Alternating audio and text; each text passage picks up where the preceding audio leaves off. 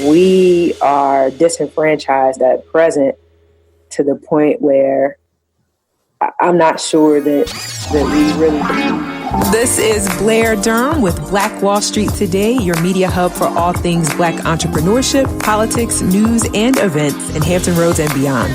When I say black, y'all say Wall Street. Black Wall Street. Black Wall Street. When I say black, y'all say Wall Street. Black. Introduce yourself, Fly Girl. Hi, everybody. Oh, thank you, Seiko. I'm honored to be here. My name is Blair Durham. How are you doing today? Doing excellent. And look, the reason that we're talking is we're always trying to fix problems. And you're really passionate about justice. So how can a better application of justice fix problems? That's what we're going to get into. But before we get started with how a bigger application of justice can fix problems, tell us a little bit about yourself. I know you went to a very prestigious university, right? I did. I am an alum of Virginia Tech. Okay, go Hokies. Yes, go Hokies. Hokey pokey. Yes. Some significant justice issues there. So it was a good school for me to go to. Okay, cool. Yeah, I matriculated as a teacher after that. I have worked as a counselor and done lots of work in sales and sales management as well. All right, So you're a triple threat. You're an educator, you're a counselor, and you can sell people stuff. As it were, yes. I tell you what, for the business world, those are a lot of marketable skills. Yeah, so. No doubt. Cool, you're worth something, girl. You're worth something. Okay, Thank you. Well, I also heard that you caused a bit of a ruckus when you were at VTech. I tried to. One of the things that was interesting about that place, very, very small minority, quote unquote, minority population. Right. And the school was looking to do away with programs and funding that were geared toward minority students. And we found that especially perturbing because of football at Tech and the realization that it was the minority population that was really generating the revenue that Virginia Tech was seeing. And so we found a way. We created an organization called DROP Alliance, Direct Resistance of Privilege Alliance. Had an opportunity to, Direct Resistance of Privilege Alliance. Had an opportunity to, go ahead. I'm sorry. I'm just blown away. First of all, you used the word perturbed. So I was like, okay, there she goes with one of her Virginia Tech AT words. And then you hit me with the acronym that I have to sit down and write. And the other third thing is our fly guy brother Bert Bergen just tapped in. What's up, Bert? Peace and love, peace and blessings. Oh, I'm glad what you up? called me fly guy number 2. What's up, Queen? How you doing? Yes. This dude. I don't know what to say. So the camera just pans to whoever's speaking. I like that. That's dope. Yeah, man. We high tech, baby. High tech, but we not. We high tech, but we also high touch. You know, one of the complaints about technology is it's high tech, but we not high touch. So we high tech, but we high touch. And you can get as many people on here as you pay for it. Oh, okay. Bingo. I'm like, fill in the blank. Okay, that's right. All right, well, I like it. Blair was just telling us about her drop squad. Yo, they were straight gangster up there, man. PWI or what? Wow. They were like, look, they took the HBCU to the PWI. And it's a conundrum. There's another one for you because I'm glad I went to Hampton so I can understand these terminology. I'm glad you mentioned Hampton. I was actually offered a full ride at Hampton, and I didn't take it because I fell in love with the beauty of the mountains at Tech. And it was actually at Tech where I found my fist and learned that we do live in a hegemonic white supremacist environment and that there is a power to fight. And so I thought that was interesting, you know? Hey, Bert, I think we have a new catchphrase. I found my fist. Yes. And look, that's a show. If you're looking to find your fist, you need to get on the Fly Guy show. You're looking to find your fist. Wow. All right. It used to be called a Negro wake-up call, but she said, I found my fit. She reframed it. You can tell that she studied psychology. She reframed it in a very proactive manner. I love that, Queen. Salute on that. Okay. In the spirit of Angela Davis and Asada Shakur, baby, right here. And she got the hair too. She got the match too. Yo, here is the conundrum. She got a PWI education. PWI, baby. Hey, I'm gonna tell you, it's so dope. Like, yeah, nothing could have prepared me for this like that did. So, right, yeah, I'm excited. Tell us about some of the experiences you had at Hokie Land that led you to finding your fist.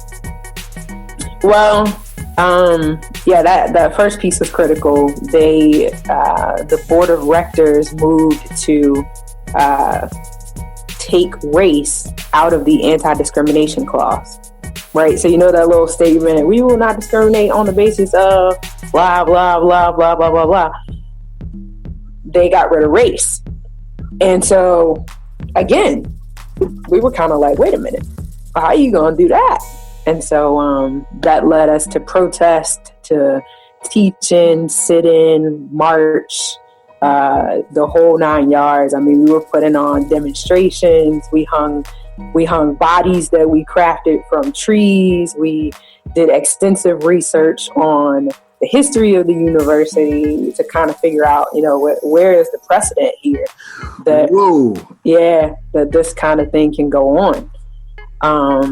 And we won, so that was cool. They adopted our list of demands as the Virginia Tech Principles of Community.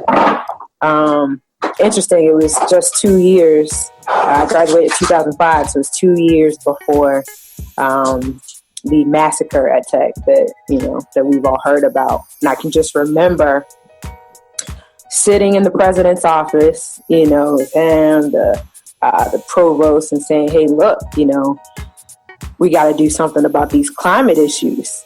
We understand you don't experience them from your vantage point, but our perspective is different, and it's something that you're going to have to address. And so, a lot of the things that we attempted to implement would not manifest until after the 2007 incidences. Very, very interesting, It is very interesting. Yeah. And more so for me, I have a contract with a company that Virginia Tech brought last summer to visit the campus, and we got a chance to see some of the new initiatives, understand their processes, and some of the things they shared with us is they were really interested in a stronger diversification of their student population, because they realized that America values diversification in ways that it didn't previously, and they wanted their students to benefit from what America wants, so they'll be more prepared for the jobs and for building businesses. And I thought that was very interesting. Now when I think about your experience and I learn about that experience, I can see that you may have brought about some of the new changes they have at Virginia Tech. And it's a lovely campus. I did fall in love with the mountains. Oh my goodness. I went to Hampton, but I love what I saw at Virginia Tech, and I've actually helped about 30 students apply to Virginia Tech now. Wow. This year. I hope that you have prepared them. Woo. Probably not, but it's they're gonna find their fist. If you find their fist, I'm sure they'll find their fist too. Yeah. Ashe. So, in finding your fist, did that lead you now to develop a stronger passion for justice? It absolutely did. Yeah, and it's something that Bert and I have talked about this. I ran from for some time, because when I first got back to this area, I was a little alienated because I was just so up here with it, so cerebral in my thinking, and just, I always wanted to have a debate, and that's not always palatable when you're trying to get along in a work environment, or even when you're trying to, relate amongst your family. Right.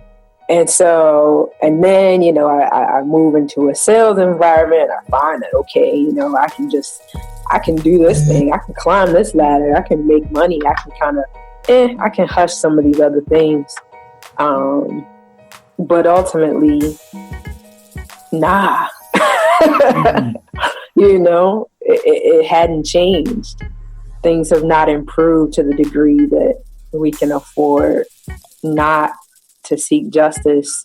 And what was so profound over the summer was finding a passage of scripture that apparently I'd never seen before, but there is essentially a biblical mandate to seek justice or risk offending God. And so when I thought about, kind of where we are right now, it's like, is this of our own making? Is this because we failed to continue the justice effort? What responsibility do I have to pick up the torch and move forward? That's really revealing, and I caution doing this because I really want your story. But I find that most of the prophets in most of the religious literature are all fighting against hypocrisy. Mm-hmm. And fighting hypocrisy is tantamount to seeking justice. You want everyone to get what's due correctly. Yeshua, Jesus really fought against hypocrisy. So to find that in the Bible, which deals with a lot of the greater known prophets, that's wow. That's going to make me look back for that passage. Yeah, it's a couple times there in Jeremiah. I think it's the 20th and the 21st chapters, and blew me away. I remember it was right on the heels of those. Remember, there were like 3 killings back to back over the summer, and I was riding in the car with my mother, and I was going to show her one passage, and I stumbled on that one, and I started screaming in the car because I was like, oh my goodness, this is it. Wow. This is it. We got to do this, And she was like, Blair, calm down. I was like, no, Mom. And she was like, oh, and I read it to her. She said, yeah, that does sound like we need to move in that direction. And so, we started to organize for what would become Black Brand. But at the time, we were working with something called Everyday Activism that was functioning mostly as a think tank. We had a set of questions. We were researching, those answers and kind of bringing some like-minded individuals together. But when we looked at the economic piece, it was like, wow, you had Hidden Colors 4, you had, what was the other film? 7 a.m. There was another one that came out right there during the summer. And the part 3 of our Power series was to focus on economics. And so, yes, the birth of Black Brand. Wow. I just found Jeremiah 22, verse 3. What'd you get? Thus says the Lord, do justice and righteousness and deliver from the hand of the oppressor, which is Bert. That's Bert. Bert, remember that? Yeah, Bert. That's something we talked about. That means it's in there 3 times. Ho. I can't take credit for that. That's after a conversation I had with Angela Davis right here on the Zoom line. Okay. Hey man, crazy. I've been on a mission to share that passage. That passage has to be shared. All right. So this passage and your love for justice.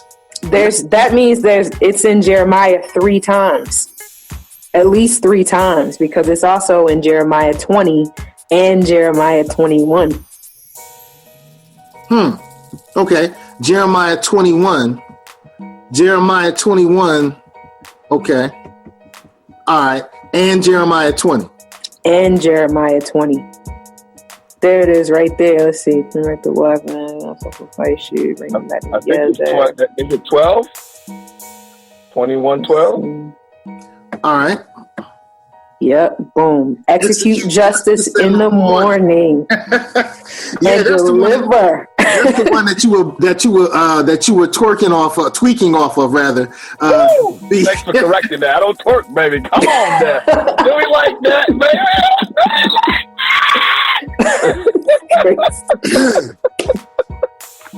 All right. Crazy. All right. So but you see that third clause. It says, "Lest my wrath go forth like fire and burn with none to quench it because of your evil deeds," meaning the one who does not seek justice.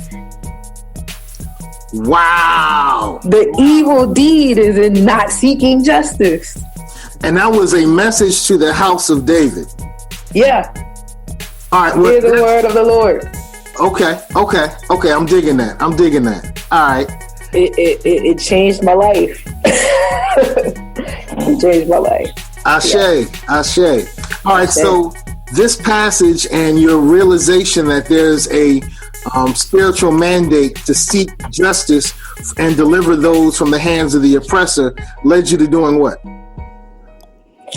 Well, as I said, we were already doing everyday activism. And so when we planned the third piece to our Power series, we were led to kind of focus on economics after having watched Hidden Color. Or no, was it before? I don't know. I know all in the same, it was just kind of like there was an explosion of energy right in that moment with those three murders and those new documentaries that had come out and the people that we were meeting. And it was like, okay, the next Power series has to focus on economics. We may have planned it prior to those murders, because I remember posting about it. Everybody was kind of on this, and they were like, no, we got to focus on these economics. Like, that is what, the fact that we don't have our money together, we don't have the sense of familyhood. This is why, this can continue to go on. And so for that meeting, we kind of called to the table those that we knew that had a vested interest, people like Burt Bergen, a couple of politicians that we knew that were looking at, Yeah.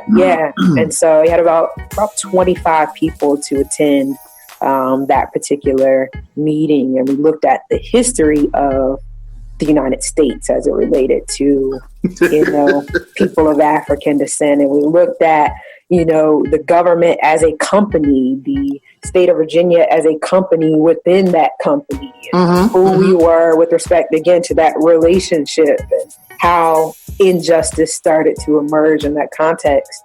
From two speakers that day. And then I had sort of written a plan, like, okay, here's something that we could do over the next 10 years. Here's a set of goals. Here's a way we could, and I presented some of those elements during that meeting, kind of got a consensus that people were interested in moving forward. We raised the question, what happened to the last Black Chamber of Commerce? No one was really sure exactly what had happened, but, we've since done that research as well. And then on or about September 22nd, we actually did the legal bit in terms of incorporating Black brand, and we sought out the nonprofit status. And we've been working to build a membership and delivering some programs and services in light of justice. Yeah. Wow. Your face. Yeah, I'm blushing, and I'm also just enamored with the ideas and the actions that you and I guess the other members of Black Brand have engaged in. I've had a chance to see some of them. So for those listeners who are not sure, they're not in the Hampton Roads area, what is Black Brand? So Black Brand stands for Black Business, Research and Analytics, Networking and Development. And it is actually a new Black Chamber of Commerce concept that we're piloting in Hampton Roads as a means to, obviously provide what a chamber provides, a way to advertise Black businesses, a way to promote them, a way to develop them. But then on the other side is, we have to have a plan in place to build the rest of what our community needs. We have to have our own banking, our own grocery, schools, hospitals, manufacturing, land, you name it. And so it's twofold in that regard. And that's what we are. That's what we're doing. Okay. And go ahead. That looks like our website. Hey, that is your website. And I'm looking at your logo. And yes. I'm interested about the logo as well as everything else that I'm seeing. I like the term newly minted. So that's beautiful. The logo. Tell me about the logo. How did that come about? Does it have any significance? Are there any hidden messages in it? No doubt. So, it was funny because I just remember sitting around a table with some creative minds, and we were talking about marketing. I thought we were talking about marketing, but we had a marketing guru, Brother Louis Gibbs at the table, Pastor Louis Gibbs, and he had his computer out. We thought he was taking notes, but he was actually developing the logo. And he was saying, I want it to be this, I want it to be that. And I remember when he finalized that particular beat, and he said, I think I've got the logo. I think I've got it. And he turned it around, and our CCO, Keisha, and my husband looked at it and were like, oh my God, that's it. Like, we loved it. So the bird is actually a Sankofa bird. And the Sankofa is an Adinkra symbol. It represents the fact that it is not taboo to go back and fetch what you have forgotten. And so for me, it means familyhood is germane to who we are as people of African descent. The idea of taking care of ourselves, for ourselves, that is who we are. That's what we did. That's what we knew. And so in order to move forward, so you got the Sankofa bird, you can't see his feet, but its feet are facing forward, and then the neck is kind of extended toward the rear, in acknowledgement of the history of who we are, again, as people of African descent. So in order to take those steps ahead, we got to be cognizant of who we are, who we were. And so that's why, we went with that. The egg obviously symbolizes what it is that we need to create, what we're birthing, the future, the fact that we have a responsibility toward it. And then right now I'm reminded of one of my favorite African proverbs. It's kind of serious, but it makes a lot of sense. It says, if you carry the egg basket, do not dance. It's a major responsibility, and we all have it to bring about a better world for this generation and those to come. So, wow! I got a question. So, for those who would prefer to sing "Kumbaya," Blair, why you mentioned some things. You said it's important for us to have our own grocery, our own hospitals, our own banking system, our own schools. For those that prefer to sing Kumbaya, and it may make them feel uncomfortable to hear that, why is it important that we have institutions that we have created with our own hands? Wow.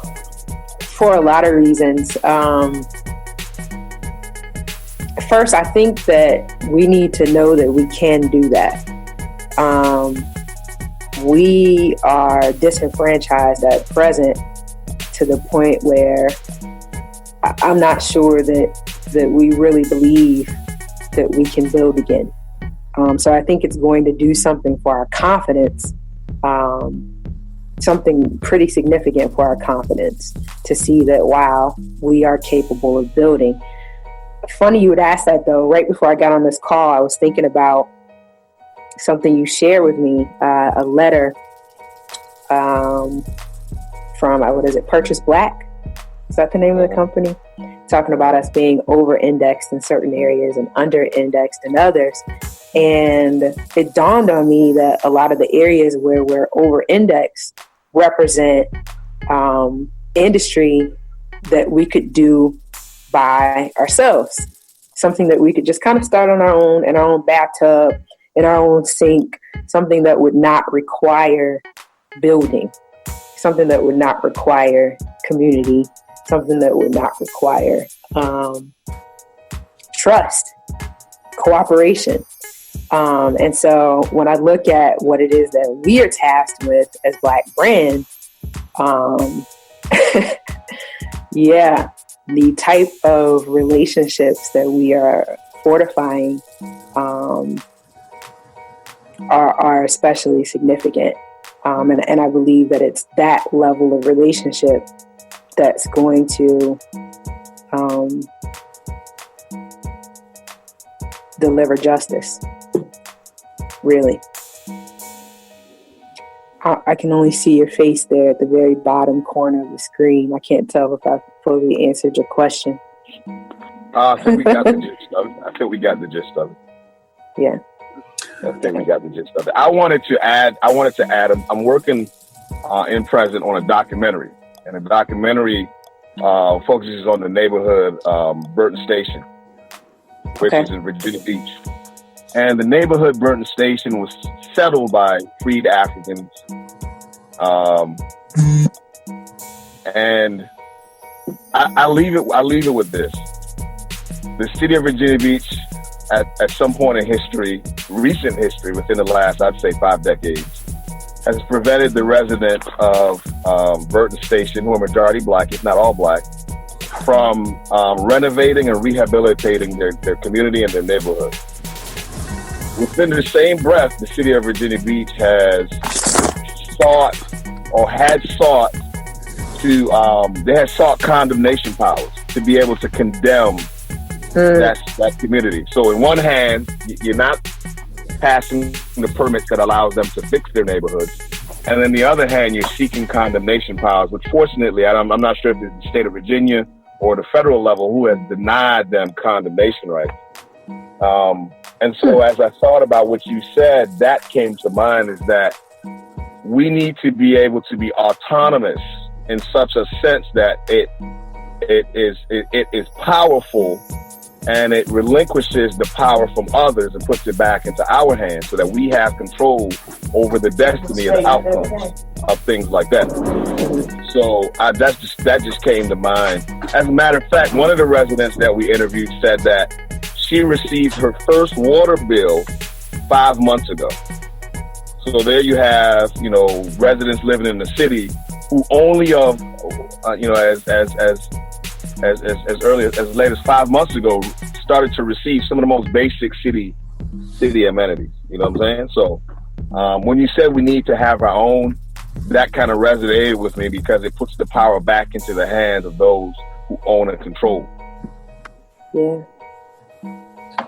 No doubt.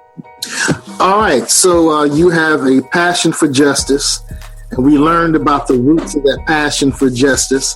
And Burt is actually seeking justice with the residents of Burton Station. But you also said in one of the other interviews or conversations that we've had that you have a love of people and relationships. So how does that love of people and relationships tie into what you're doing with Black Brand? Yeah, so I'm working on a piece right now for Black Brand that has to do with, our core values. I think we're very clear about what it is we're looking to do, but not as clear about how it is that we need to accomplish that, right?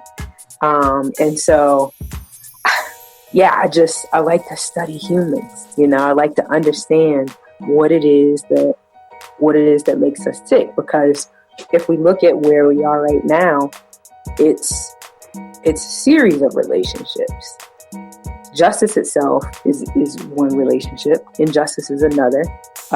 Power, ownership, these all speak to relationships. So I guess when I started the pursuit of knowledge in this area, I had no idea that psychology was as intimately connected to justice as anything else would be, as law or whatever have you. But you got psychology, you got sociology, and these things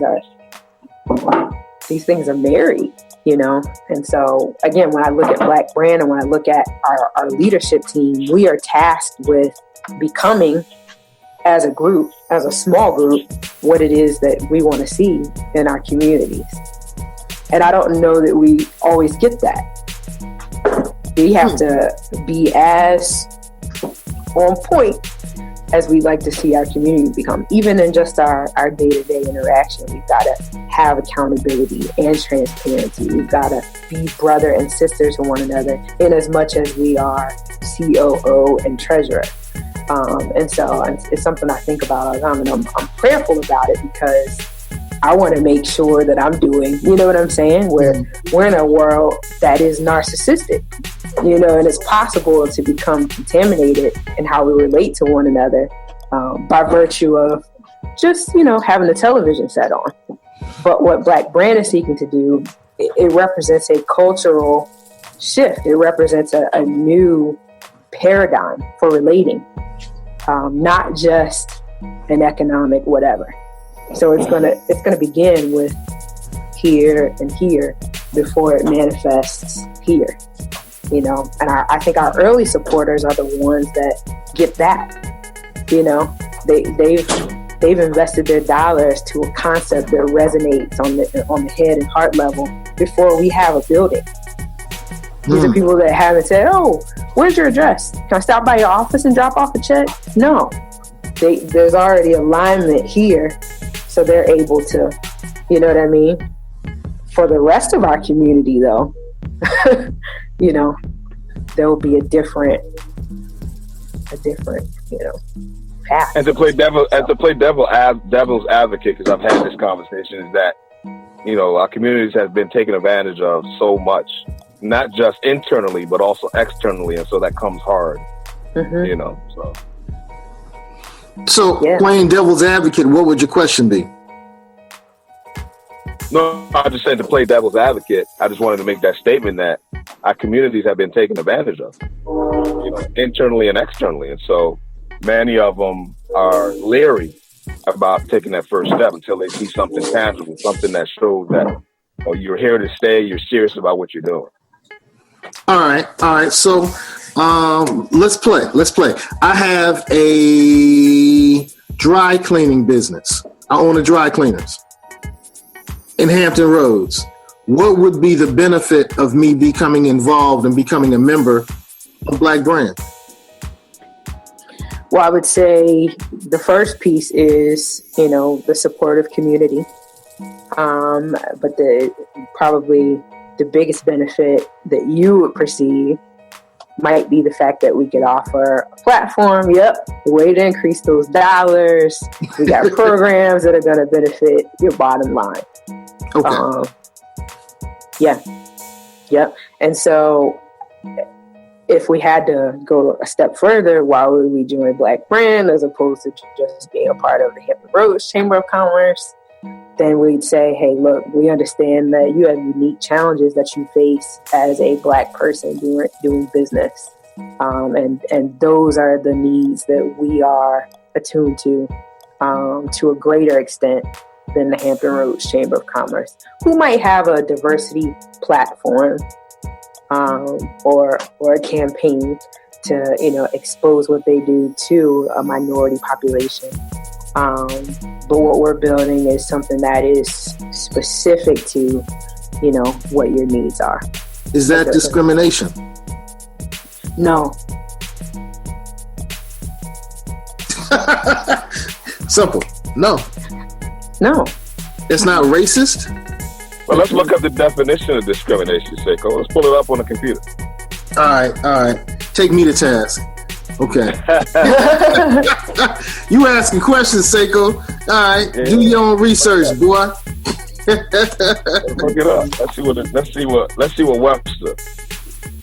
Okay. I was great as a counselor, not so great as an English major. Thank you for the spell check. By the way, we have 5 minutes left. Wow, that was quick. All right, so if I'm looking at discrimination, I'm looking at the unjust or prejudicial. Told you I wasn't good as an English major. You're doing awesome, Seiko. It's okay, brother. All right, so you see what's on the screen. The unjust or prejudicial treatment of different categories of people or things, especially on the grounds of race, sex, or age. Mm-hmm. And so I guess it would have to be the opposite of that. Are there any antonyms listed? All right, I see synonyms: prejudice, bias, bigotry, intolerance, narrow-mindedness, unfairness, inequality, inequity, favoritism, one-sided, or partisanship. But I don't see initially any antonyms. So let's look. Whoa, she said probably justice. An antonym, right?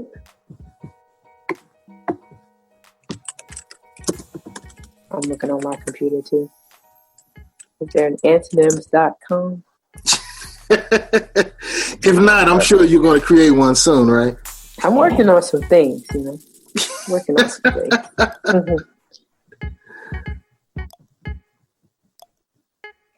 Anti-discrimination, non-discrimination. And here's the thing: it's not that a black or a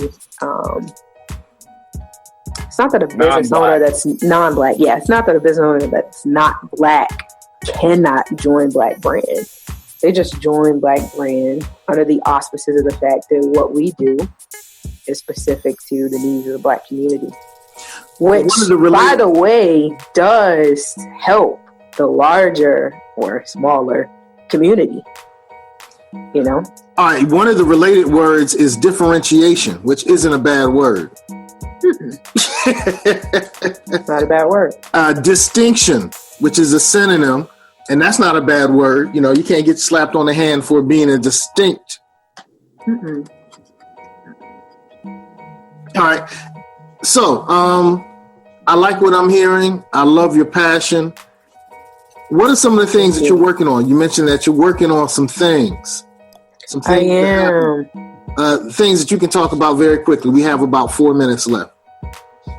Okay. So we're excited about January. January is always a fun month to do anything. But we've got just this coming Saturday, actually, a budgeting workshop that is going to be facilitated by one of our members, Clarence Harris, who's a CPA, owns a Hampton Roads tax and accounting firm, bringing in several of his associates to put on a free workshop for the community to assist with budgeting for 2017. Of course, tax season is right around the corner. Sometimes we do things that are ill-advised with our tax refunds. But hoping to help get the financial house in order. Sure. Yep. And then at the end of the month, super excited as well, we are bringing in international best-selling author and award-winning speaker, Dr. Nicholas Cooper-Luter. He wow. Extensive background, has worked with entertainers, athletes, multi-millionaires, startups. Dude is legit. Turn up. He's excited about Black Brand and our justice work, and has offered an affordable way to get some of his nuggets in vis-a-vis a workshop on the 28th. So look forward to that as well. Okay. 3 things that you want to share with the world. If you passed away tonight, what were 3 things that you would love to share with the world? 3 things I want to share with the world if I passed away tonight. I would say The first thing is pertains to marriage. Marriage is a relationship, right? So I gotta big up marriage, because I believe that it is the greatest institution for higher learning on the planet. If you really want to know who you are and grow as a human being, get married. Get married. Get married. And realize that the emphasis is not on the growth of the other person, who you change in that person. It's about who you become in the process of meeting someone else's faults. So that would be thing number one. Thing number two would be have a child after that. You want to take your learning and relationships to the next level and bring a child into this world. They will raise you. They will. And then after that. That's deep. My children made me heavier. That's. Did they? I used to be skinny. No, okay, but. Oh, you started eating. Got you. The last thing I would say is get involved with some sort of justice effort immediately, for all the reasons that we already talked about. Ashe. Hey, Bert, you want to take us out, man? Well, I just wanted to, I guess we could save that for the next show. But hey, look, family, as always, when we're closing out the Fly Guy show, I like to say that we all want to be a part of a winning team, a winning community. But what I've found in my work, in my research, and my interactions, and my experience is that people just don't want to be on the team. They want to contribute to the success and to the wins. And so get on the team and contribute. Stay with us online at Black Wall Street Today on Facebook and Black Wall Street Today on Instagram. And then follow us on Twitter as well at BWS Today. We look forward to talking again next week. Have a wonderful week. I have said and I will continue to say that the most important priority for the Black community is the Black community, not a particular political party. Hey, yo, when I say black, you say Wall Street. Black Wall Street. When I say black, you say Wall Street. Black. When I say black, you say Wall Street. Black. When I say black, you say Wall Street. Black. Black Wall Street. Black Wall Street.